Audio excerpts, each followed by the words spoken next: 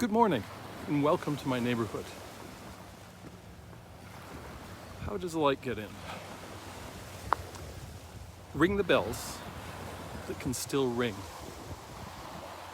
Forget your perfect offering. There's a crack. There's a crack in everything. That's how the light gets in. That's how the light gets in. This is the chorus of Leonard Cohen's anthem. Leonard Cohen died at 94 some time ago. But the relevance of these lyrics, I think, lives on. All the lyrics of the song, not just the chorus.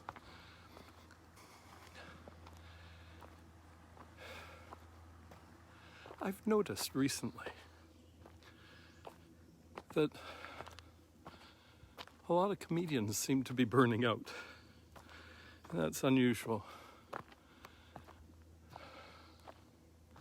At least changing. You know, it's unusual that so many people in the world would have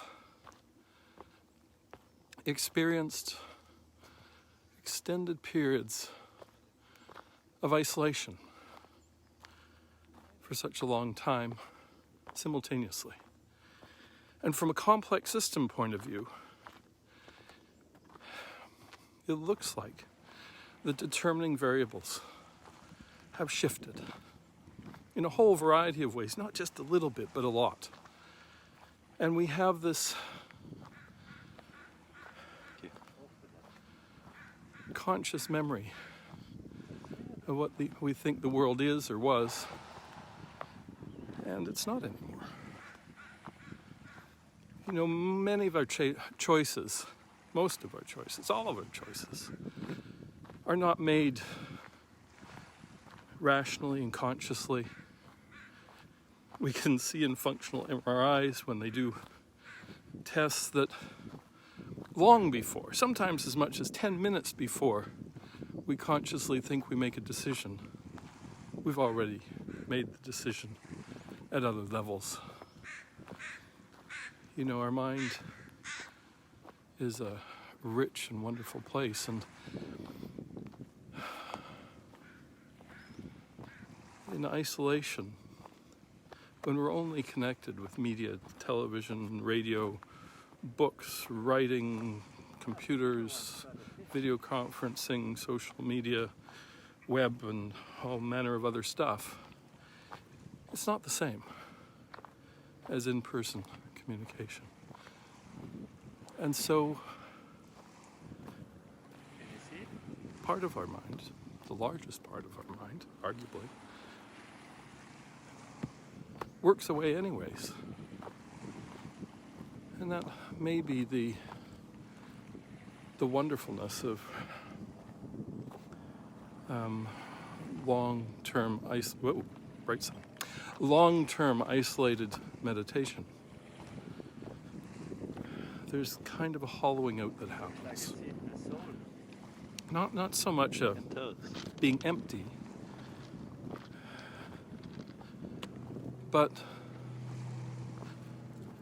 perhaps being less enamored, less distracted by many of the things that somehow seemed very important before.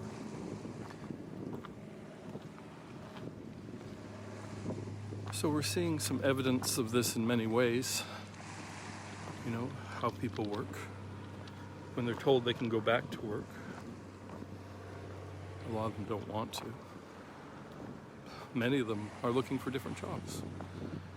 Companies are not really paying good attention to retention because they didn't have to before. But boy, do they need to now. It's expensive getting employees. And the world is focused on heat domes, and, forest fires on the west coast, and drought in various places in the world, and flooding.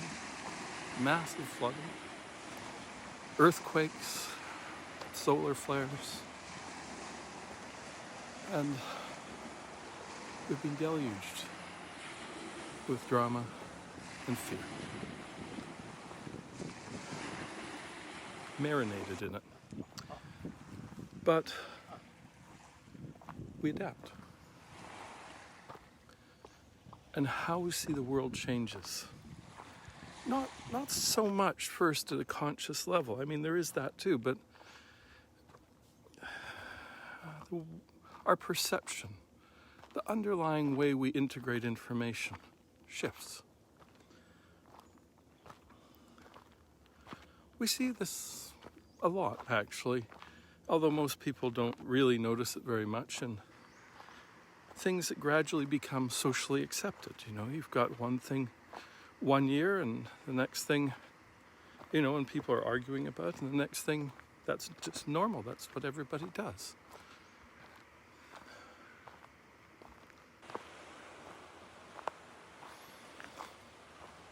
You know, we are seeing unprecedented communication globally. We're seeing unprecedented science, but that's sort of the rational part. What I'm much more interested in is the non-rational part, the part that we do and we change and we accept and we reject. But that comes before that thin veneer of rationality that only pulls on the endocrine system with anger and fear. The undifferentiated, integrated sort of neurobiome, if you want to think about it that way. You know, I'm walking through this forest, and it changes with the moisture and plants and animals in it. A biome in our guts do the same thing and do it to our brain. I mean, where do you think the serotonin comes from?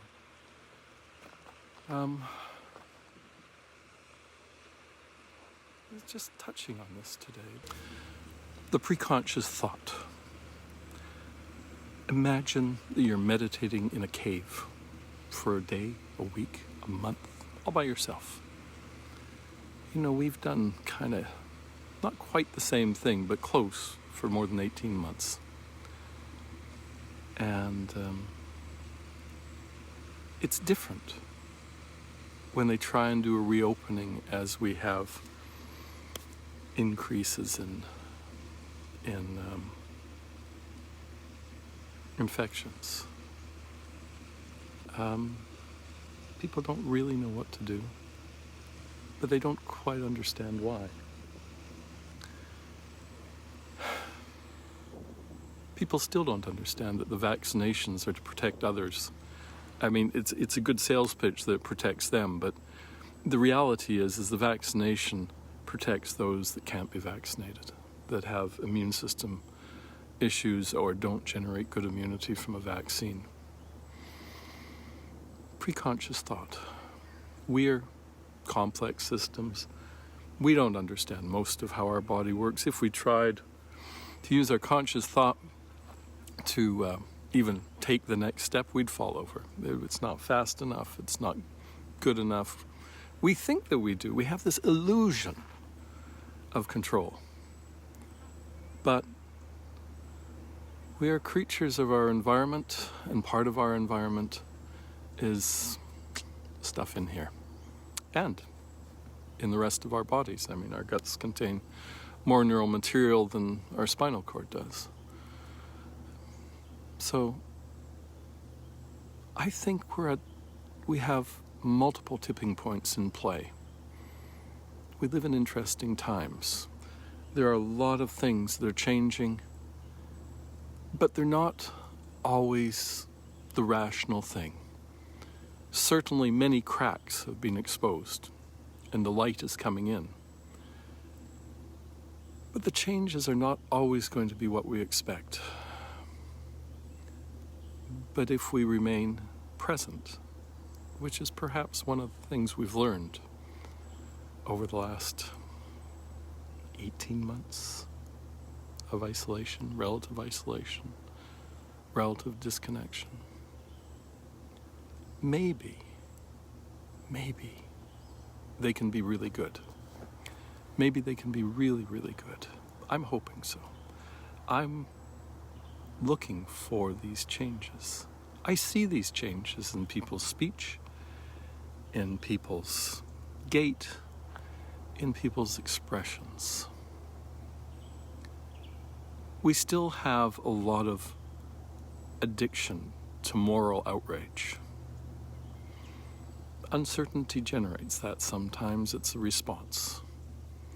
But if we realize that we're just going after stuff to stir ourselves up, to hold on to that anger, to hold on to that fear because it's something that's familiar, then we don't have to do it anymore. Somebody I used to know put up an interesting piece on TikTok. And it was interesting because he was talking to somebody going, there's all this stuff that's really upsetting me on the internet. And I keep looking for it. And the person he was talking to said, well, how do you feel about it? He said, I feel sort of morally upset. Oh, she said, moral outrage. He says, yeah, moral outrage. But I realized, much to my chagrin, that when I look for this stuff, the people that are putting it up get money.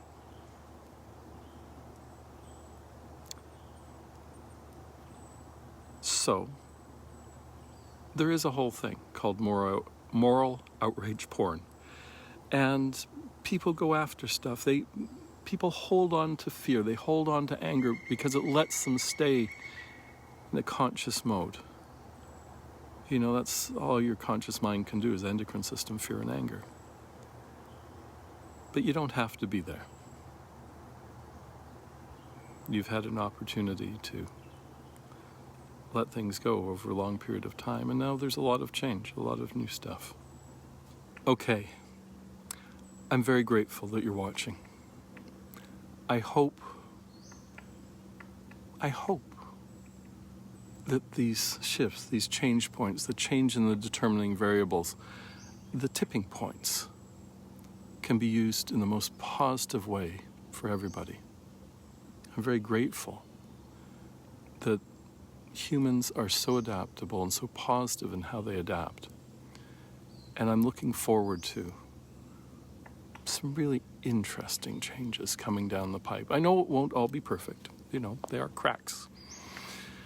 But the light is coming in. And the light coming in starts at microbial levels. And it goes all the way out to solar flares and changes in the universe and what we know about it. Hubble's back online.